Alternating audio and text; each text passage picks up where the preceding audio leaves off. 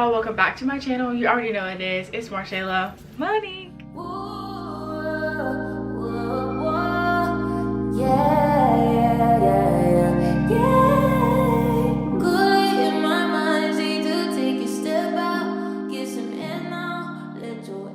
And it's a very cool day in Pittsburgh, Pennsylvania. And I know I'm in the middle of like a whole type of vlog type situation going on right now, but I did want to sit down and do how I used to do my videos because I literally miss talking to y'all and sharing things with y'all. So yeah, I hope that y'all are enjoying the vlogs, but I just truly haven't sat down and like talked in a while, it seems like. Actually I feel like I did the other day. I don't know. But also, if you haven't noticed, I haven't been doing my coffee talks as much either. I think it's been like, let's see, it's been 2 months since I posted a coffee talk, and I didn't want things to get like that, but life be happening, and I enjoy doing vlogs a little bit more. And then like I always tell y'all, like I work a lot, and then also I've been trying to cut back on coffee. Okay, let's just act like that didn't happen. It was because I forgot that I sat the coffee on top of the this candle holder, so but there's still some left. Anyway, so what I was saying was I've been trying to cut back on coffee, and it's going to kind of relate to this video as well. And I've been trying to drink tea a little bit more. I have this tea, like this loose leaf tea, and I need to get a filter for it so that I can start drinking that more, because right now I just use regular tea bags. But I don't know, I'm definitely going to come back with coffee talks soon, I promise, because I do miss them, and a lot has happened over those 2 months. So yeah, I have a lot to talk about. In today's video, I just strictly want to talk about hygiene, and just some lady things, because I am 26 now and my body is changing, and I've went through some things this year, and yeah, it's just been crazy. And it's honestly, so sometimes like it sucks that like the craziest things happen to me, but then at the same time I feel like I'm a messenger, so it's like it happens to me because I am open enough to share with the world. And so I've sat on this for a while, and I've pondered if I was comfortable with talking about it, and I am. And I feel like it may help other people who, sorry, the wind just scared the heck out of me. It may help other people who are going through the same thing, or other people who are just unaware of things that can happen. First and foremost, I have a few things I want to talk about. I want to talk about your annual pap smears. I want to talk about your periods. I want to talk about UTIs, STDs, bacterial infections, and then I also want to talk about like any probiotics or any vitamins that I take to help myself. So let's get started. I don't feel like I was taught much about pap smears or like hygiene and stuff, period. It was always like, just make sure you're clean, and nothing really about pap smears. I didn't know what pap smears were at all. I didn't get my first pap smear till I was 21, and technically you should get a pap smear once you lose your virginity, and I lost mine technically at 19, so I was pretty old. But yeah, but I didn't know anything about pap smears, y'all. Like I wasn't told anything about that type of stuff, and the way that I was raised, it was more so like a scare tactic of just don't do this because you'll get pregnant, and that's just not the case. And like there's just so much more to it that I wish I would have known. I didn't even know what a UTI was until I got one at 21. Like I didn't know what it was. I didn't know at all. So yeah, so most importantly, as a young lady, as a young woman, you want to make sure that you're getting a pap smear, your annual pap smear, every single year. If you don't know what a pap smear is, it's basically just taking a closer look at your lady parts, and sometimes they take a look at your cervix as well, but it's just to make sure everything is good and working properly and you're developing correctly. So basically what they do with a pap smear is they take something called a speculum, and it looks like a spatula. I know, maybe my sister always say that, but they take a speculum and they're able to open you up like this. So from here, they're able to look around, make sure nothing's looking weird, no weird changes, no weird smells, no weird discharge, anything like that. When they open you like this, I was so scared my first time I ever got a pap smear. I was terrified, petrified.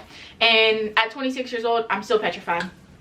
So yeah, so the speculum, they open you up, and they usually it takes less than 5 minutes for the most part. I will tell y'all a traumatic story. But while they're in there, they basically take a culture sample is what they call it. I think they take about 3, and that's to test you for STDs and anything beyond like STDs, bacteria. Well, they don't test you for any bacteria stuff unless they see something funny, but they're testing you for every single STD. And then your results come back in 2 weeks, and then from there they want to see you every 3 years to get that. Now you can come every year just to get like a quick look, or just to get tested for STDs. You can do that. A lot of people do that. That's what I do, just to make sure like everything is up to par, just because I'm a very sensitive person and I just always need to make sure. But every 3 years is when you should get your pap smear, like get your cervix actually looked at with the speculum. Now I went for my annual pap smear this year. I'm pretty sure I went at the end of June when I got back from Philly. And yeah, everything was perfectly fine. She said oh, everything's perfectly fine. Like, they take a sample of my your cervix whenever you are 25 and up is when they start sampling your cervix. But I feel like I had my cervix sampled. I had my cervix sampled when I was 22 because I had heavy inflammation. Whenever they did the pap smear, they seen that it was like I was just inflamed a little bit, so they took a piece of my cervix, and then from there, like nothing, like there was nothing else escalated from it. I honestly didn't even know that they took a piece to test, but they did, and like it was nothing was wrong. This time I went. She said, see you in 3 years, like you're good, all your STD, like you don't, not all of your STDs are clear. You don't have any STDs, like you're clear. Like I got the results in my app. Now at this time I had UPMC, and I had it's your regular like app or whatever. Now I have Allegheny Health Network, so I have my chart. So yeah, I got my results back, no STDs, clear, whatever. Didn't really look into it because I knew it was going to come back like that, because I know myself, I go very frequently. So maybe like 2 weeks later, 2.5 weeks later, I get another message in my inbox from my doctor, and it says test results, and I'm like, what? What are you talking about? So these test results come back, and it says that I had abnormal cells on my cervix. So initially I have a panic attack. Yeah, I have a panic attack. I call my boyfriend, and I'm like, yo, like what's going on, like what's happening right now? At this time, y'all, transparently, I was going through some things with my mom. I wasn't really talking to her, so I didn't call her. But yeah, they said I have abnormal cells on my cervix, which is common. Okay, so keep that in mind, be wary. So they wanted to schedule me, so this was like July 15th maybe. They wanted to schedule me to get a biopsy the next month, August 24th. And I was just like super nervous, and like from July 15th until August 24th, I just felt like my life was just falling apart. I didn't understand why this was happening to me. I didn't even know what this meant. I didn't know anything about this. I was never told that sometimes your pap smears can come back as abnormal, but it doesn't really mean anything sometimes. It's just something looked a little bit off, so we have to test it. So I'm freaking out. My entire life changes. Like, it takes a mental strain on me and just all this extra stuff, because I'm just like, I don't know. So my doctor calls me, and she breaks everything down to me, and she's all like, this is very common, like it really doesn't mean anything, like here's normal and here's where you are, like you're barely like I know that there's nothing's going to be wrong with you, but we still have to take caution because you're 25. So I'm like, whatever. So I was telling her like, yo, like I'm scared, like I'm freaking out, like I'm losing my shit basically. And she wasn't really comforting at all. None of the doctors or anything was comforting at the hospital.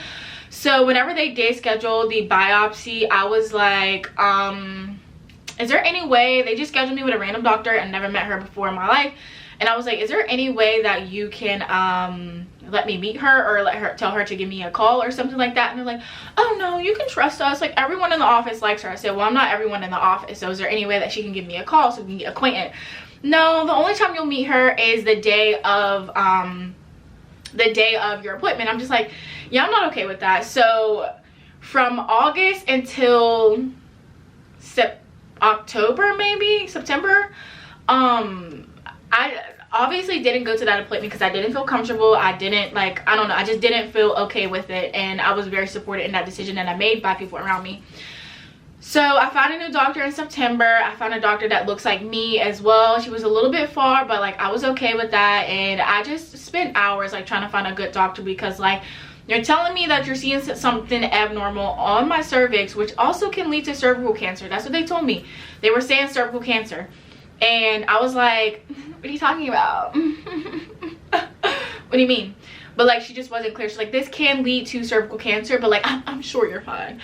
You can't say those two things in the same sentence. So I wasn't okay with that. So I did a lot of research to find doctors. I also asked one of my close female friends if she had any recommendations on black doctors in the city, and she gave me someone. I looked up reviews on her. Everything was great. I looked up she had like some video of her talking, and I just really liked her energy. And honestly, y'all, from the appointment that I scheduled with her was November 16th, so it's still kind of fresh. But yeah, from August until November 16th, I have just been on a mental battle, and I've been having to shield myself with just like positive thoughts and stuff like that, because like I don't know what any of this means. I was never told anything like this. I don't know if something runs in my family. Like I just don't know what's going to happen to me. And truly and honestly, like if there's anyone else that went through this or whatever, like intrusive thoughts are something crazy, because once you put abnormal cells on your cervix and cervical cancer in the same sentence, you automatically think that you have a death sentence and this is over for you. And I'm like, I'm 25, like what am I gonna do? Like my whole life has to change, like, you know, just like freaking out, like, you know, just losing it, but also trying to stay as 10 toes as I possibly can, because like that shit's scary. Like that shit's scary, I'm not gonna lie, it's scary.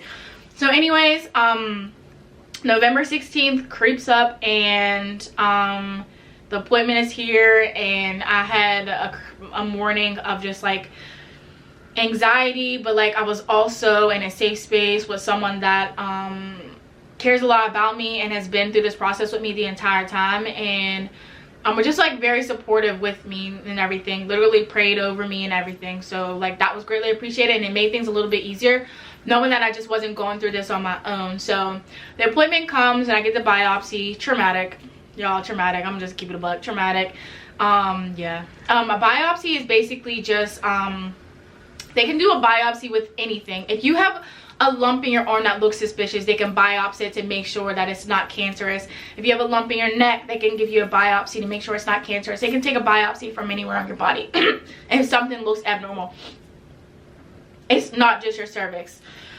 So yeah, a biopsy, basically they pinch another piece of your cervix, something that's covered in the cells or whatever. So what they did is they looked at my cervix on a microscope, I think it's called, and from there they just take a sample. She said while she was down there, she said she didn't see anything that looked like crazy or abnormal, but she still had to test it. But she was like, I think that you'll be perfectly fine. You can continue just going to your routine pap smears every year.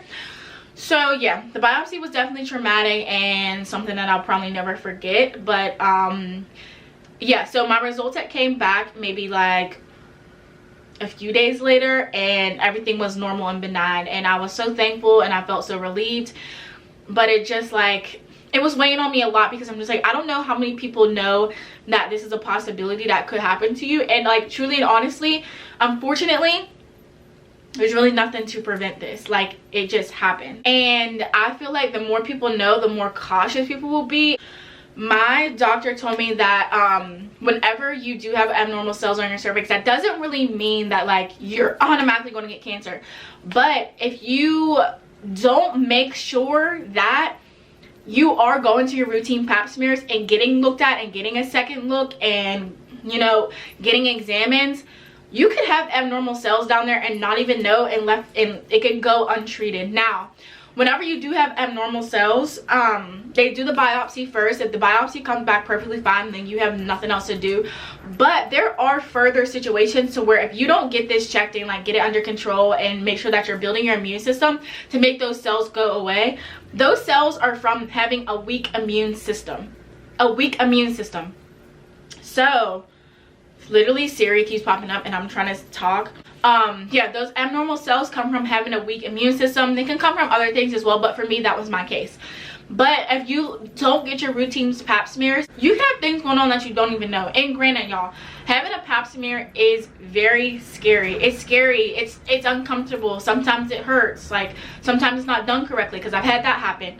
But like, you just need to check and make sure, because you literally never know. You never know. And I didn't expect any of this to happen to me. Like, I truly didn't. But at the end of the day, like, things happen to me specifically for a reason. Like I said earlier, I see myself as a messenger. So this is just to spread awareness and make sure you are keeping up with your health and keeping up with getting checked. I know a lot of us really don't bang with doctors and we like the more holistic approach of things, and that is perfectly fine. Like, that's perfectly fine. If you're okay with that, I support it. You like it, I love it. So yeah, but it's just like, you just need to be cautious, because you truly never know. And like, for me, like, when my doctor told me, she was like, everything will be perfectly fine. She did tell me, like, make sure I don't smoke cigarettes and stuff like that, but she told me to make sure that I'm building my immune system as best that I can, because my immune system is very weak. I had mono before, and I feel like once I got mono, like, I haven't been able to fight off anything naturally. Like, my body just can't handle it. So yeah, so that was pretty traumatic for me, but like, I went through it, I got through it, and I'm perfectly fine now. There's still a long road to go, because unfortunately this can pop back up in 20 years. This can pop back up next year. Like, it can, like, who knows what the future truly holds. But I'm just having faith that everything will be okay for me, and like, I'll live this long great life. But like, please keep your health in check, y'all. Keep your health in check.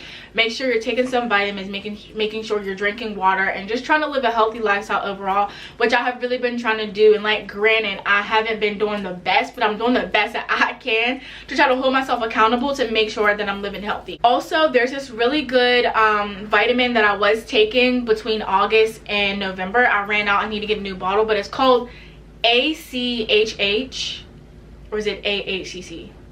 I think it's, hold up, yeah, so it's called AHCC. This is what it looks like. I don't know if you can actually see it, but this is really good for building your immune system up. A lot of people took this during COVID, or a lot of people take this if they have an abnormal pap smear, or I've seen in the reviews as well, people who are actually in the process of cancer, they've been able to take this as well too, to help them build their immune system. It says not a cure of cancer. This is not saying that if you do take this, your abnormal pap smears will never happen again. It's just helping you to build your immune system up. So yeah, that's my story. I always make sure I take a woman's multivitamin. I try to take this every single day. This is like my second or third container. I'm not the best with it, but I put reminders on my phone to make sure I do take that. Another thing that I really have started to be diligent about is making sure that I drink water. I drink coffee so much to where like that could also be a cause of causing something abnormal going on in your body, just feeding yourself with caffeine and not actually hydrating yourself. So one thing that I started to do recently is spicing up my water a little bit. So my water bottles, I'll cut up a lemon and put it in the top of all of my water bottles and just keep them in the fridge like that, just to give me a little bit of flavor and also give me some nutrients and also give me a little bit of a detox for my body. So that's super helpful as well, and just a good way to make sure you're getting your water intake, because I know unfortunately a lot of people say that they don't like the taste of water, and like it is plain and boring or whatever, but it's very refreshing. So I've been trying to be diligent about that as well. And yeah, because I'm like coffee, cranberry juice, and water. I don't really drink pop unless like my hormones are going crazy, but like my period's about to come and stuff like that. But I try to like steer clear away from like super sweet drinks, but I dibble and dabble, you know, when I need a chaser, but I live. Another thing I wanted to talk about, UTIs and infections. I have been a victim of all of those, and it's perfectly fine. It does not mean that you're dirty or anything at all. When it comes to UTIs, I'm a person that gets them very easily just because my body is just already sensitive everywhere. So something that's really been helping me out is I take these every day. This is an azo cranberry pill, just a urinary tract health. And then if I ever actually feel like a UTI is coming, I take the azo urinary tract defense. I could not live without azo.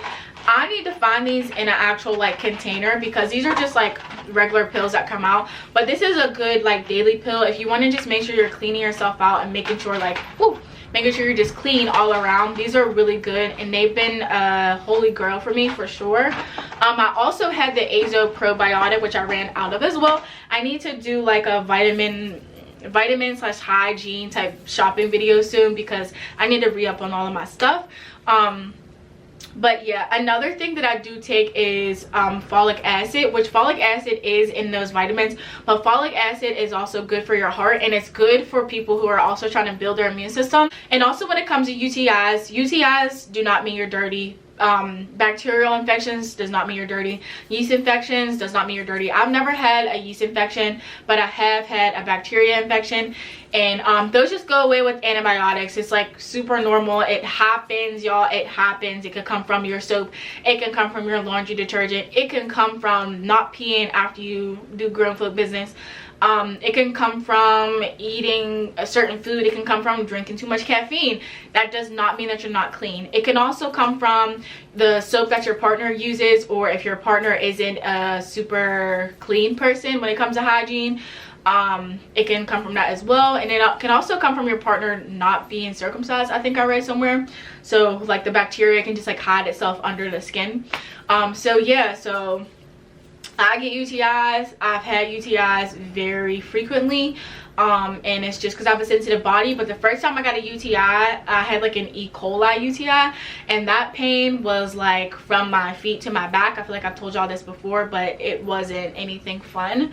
But I never knew what UTIs were until I got one when I was 21. You just get your antibiotics and you keep it moving.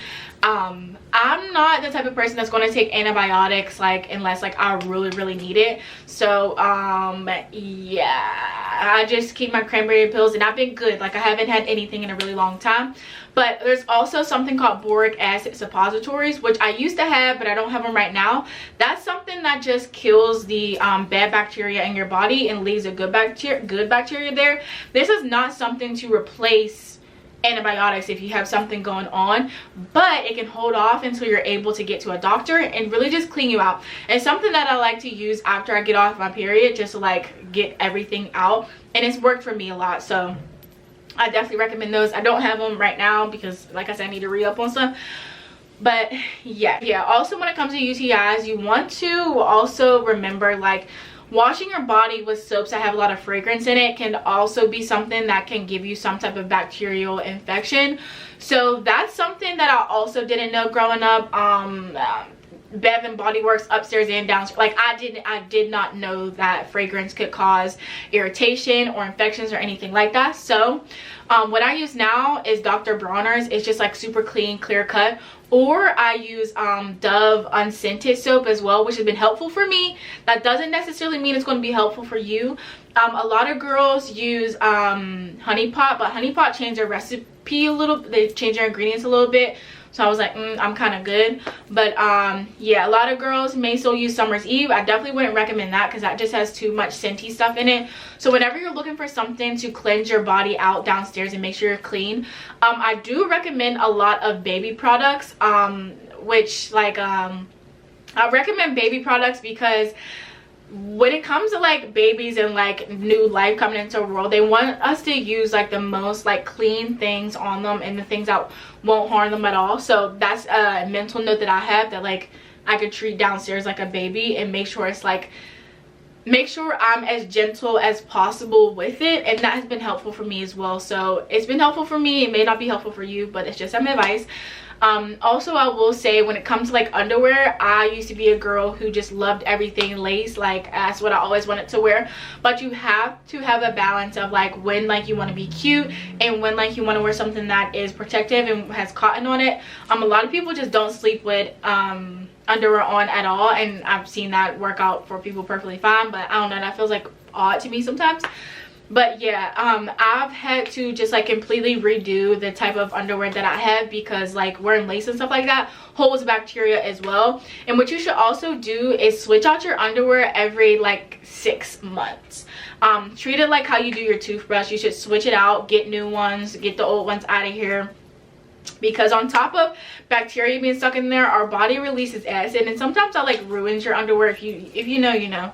But yeah, be mindful of that. Something I also want to be mindful of moving forward is sometimes I wash my underwear with like my towels and stuff like that for like the shower and stuff, which I'm gonna stop doing, because I feel like my underwear and bras need to be washed like as gentle as possible with an unscented laundry detergent, just to make sure like there are no scents or any dyes getting on those intimate pieces of clothing, so that when I do put them on, and I don't want them to smell like anything. Like I don't want it to smell like Tide. I don't want it to smell like Febreze. I don't want it to smell like anything. So that's what I'm going to be mindful with moving forward, and you could do that as well. That is really all that I have for this video. I probably wanted to talk about more, but I can't really remember. I write things down, but I'm a person who can't really focus on one thing. I can't really like, it's hard for me to map things out and record, because like I always just want to say so much. But if I can just leave you with a few things, it's just make sure you are getting your pap smears, getting checked, and making sure you're okay down there. If you are not a person who is able to get health insurance, or you don't really like doctors, you have anxiety with going to doctors, like I've definitely been you, and God willing, I was able to find a job that like covers me 100%. Sometimes I have a $10 copay, but they pay for that as well. But you can always go to like a Planned Parenthood, or if you have something like that wherever you live at, they I'm not sure if they do like pap smears for free, but I'm sure they do it at like a smaller charge, because before I had insurance I just wouldn't go. Simple. So I don't want you to be that person and you go and then like they tell you that something's going on. Just make sure you are making sure that you're okay downstairs. Number 2, make sure that you are keeping your immune system strong. With that, getting vitamins, vitamin C, B, E, D, E, F, G. Get yourself a probiotic as well. If you're someone that is very sensitive downstairs and you don't know what to do and you're always getting type of infections or UTIs, get yourself a cranberry pill. You could also drink pure cranberry juice. Always make sure that you're drinking a lot of water, and I need to hold myself accountable as well. And then on top of that, definitely get yourself a probiotic. And lastly, do not be afraid to ask questions when you go to your doctors or with people around you. Do not get afraid to ask questions. If you feel like something's not okay, you're not comfortable with it, please speak up. And just like, don't be afraid of going to the doctor, period. Like this is super important.